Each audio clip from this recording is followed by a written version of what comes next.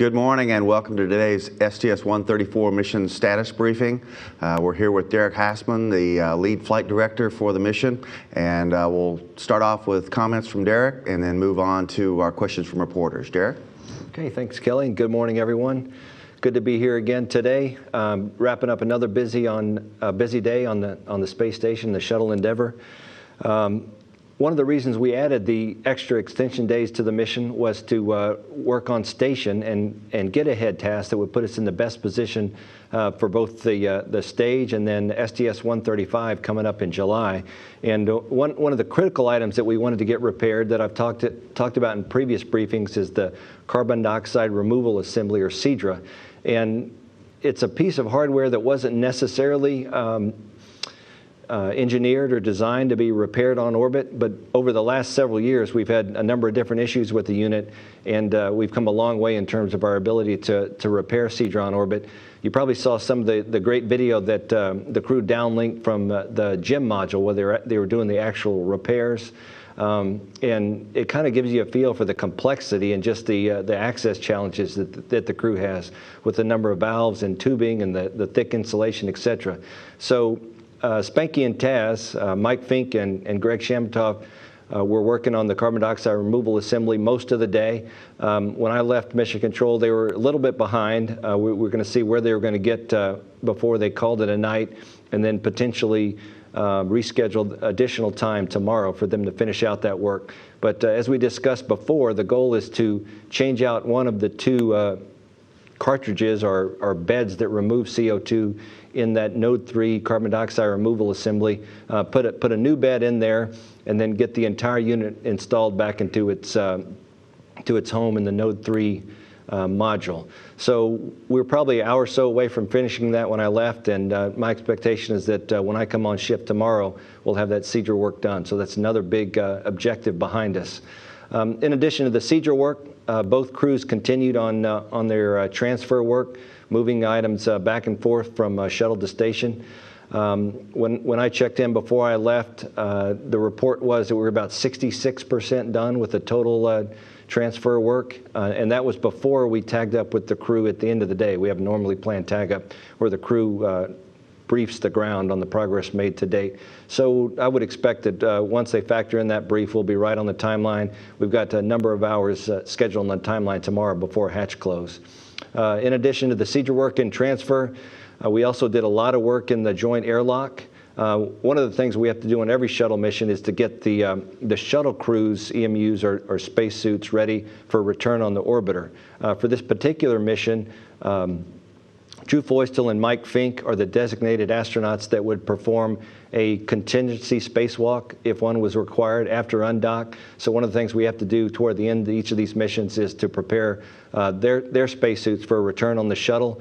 And another technique that we use in order to change out new hardware, new spacesuit hardware on the station, is that we scavenge shuttle crew members' suits. So for example, we had Feustel and Fink suits in the airlock today, and we took parts from their suits and installed those parts on suits that would stay on station. We in turn took older parts from the station suits, installed those on Feustel and Fink suits. So in the end, you have two complete functional EMUs or spacesuits that will return on shuttle, available for use if necessary, but they have the older parts still with inserts, still serviceable, but older parts return on the shuttle. The newer parts from the shuttle astronauts' spacesuits stay on station. So at the end of the day, we had two good spacesuits for Feustel and Fink. Those will get transferred over to the shuttle.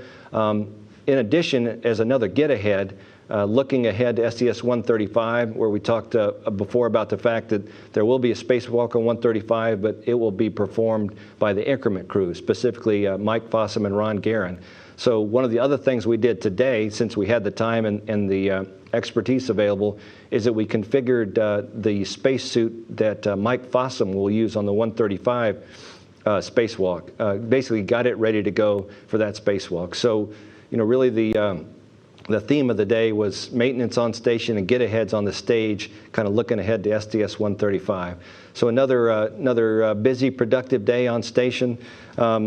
let's see, looking ahead, we just wrapped up Flight Day 13. Flight Day 14, the emphasis is on last-minute transfer and transfer of payloads and other cargo that has to be done at the last minute for reasons driven by science or other things.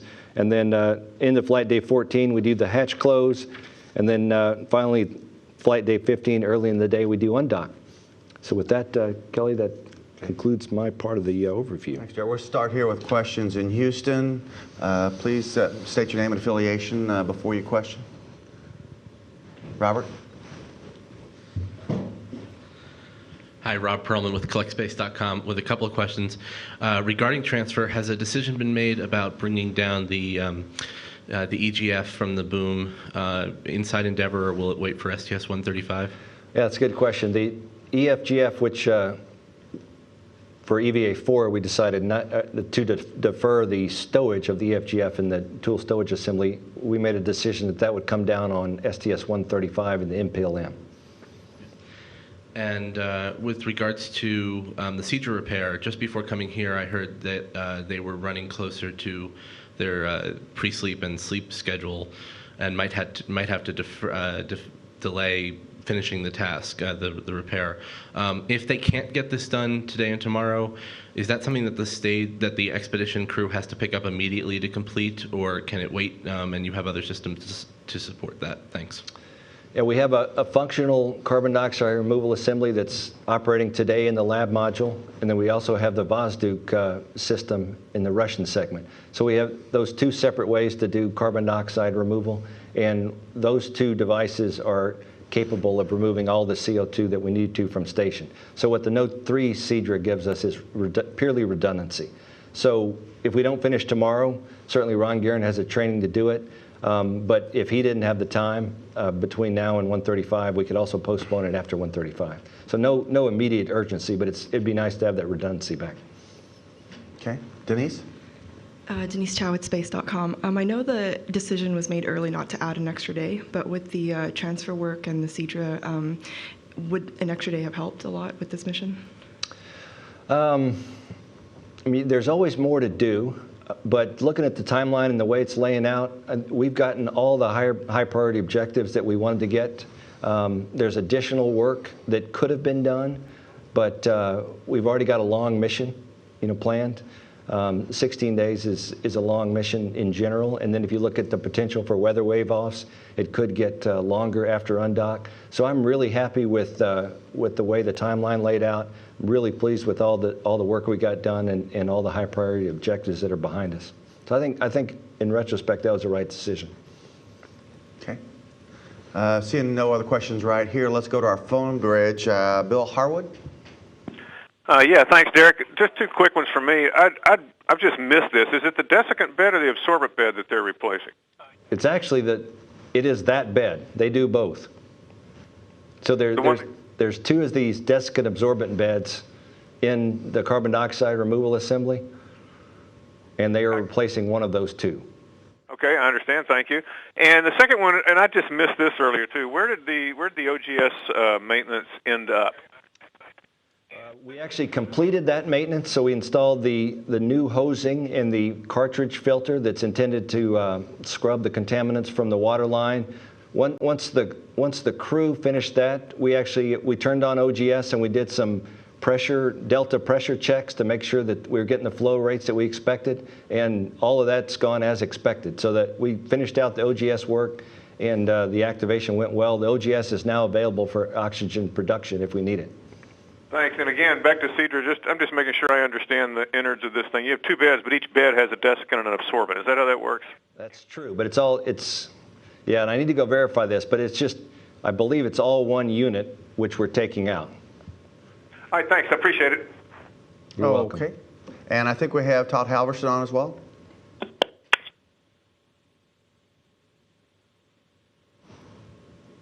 Todd, are you there? Well, sure am. Can you hear me? We can hear you now. Okay, Todd Halverson of Florida Today. Derek, I was just wondering what your thoughts are about the opportunity during the upcoming fly-around to see the International Space Station with the U.S. portion at assembly complete? Thanks. You know, the fly-around photos are always spectacular, just amazing views of the space station. And, you know, every time I see a picture from that perspective, it kind of, you know, it reminds you just everything we've accomplished over the past number of years. And I don't know if you've seen them yet, but the pictures that Greg Shamatov took from the top of ELC-3 with the fisheye lens are out there now too. And I mean, those are some of the most amazing photographs I've ever seen. So, you know, anytime you see something like that, it just kind of makes you pause and appreciate just everything that we've accomplished.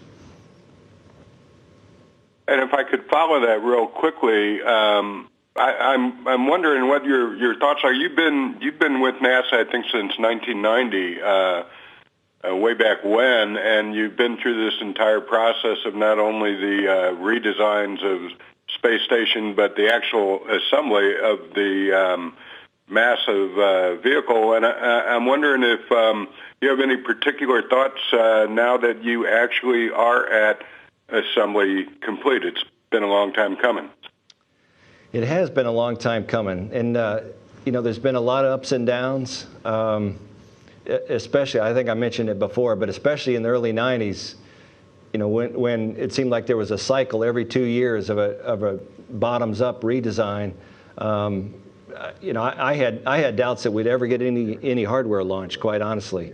So, you know, it was an amazing thing just to be involved in the first launch of U.S. hardware, STS-88, and there was a period there from about 1998 to 2003 where we went from, you know, questions about the program even happening and congressional votes, you know, yearly about whether to cancel station.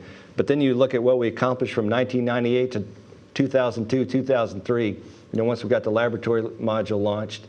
I mean, that was a period that I remember looking back on and just being amazed by how much we'd accomplished over that period. And then, you know, after that point, you know, unfortunately, or fortunately, I guess, it becomes somewhat like clockwork and routine.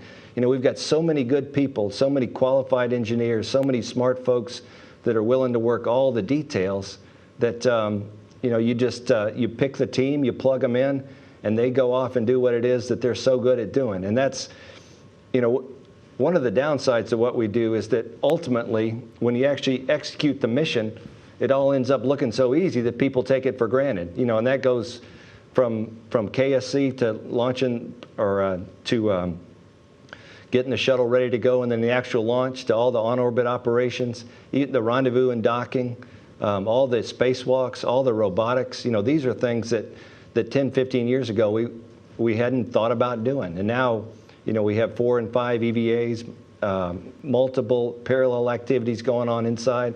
So it's just, you know, it's a tribute to really the people, both at NASA centers all over the country, and then to the great crews that fly with us as well. Thanks, Derek. That's all from me. Okay. Any further follow-ups back here in Houston? Seeing none, we'll wrap up this briefing and thank everyone for coming. Just a couple of programming notes. The crews are starting to shift their schedules again, so the station crew sleep shift scheduled to begin at 10:26 a.m. today, and that's Central Time. And then the Endeavour crew sleep will begin half an hour later at 10:56 a.m. And then we'll have our International Space Station Flight Director update coming up at 3:45 p.m. this afternoon. So with that, we'll send you back to Mission Control, and a reminder that those great photos, Derek, we're talking about are available on the NASA website at www.nasa.gov. Thanks for being here.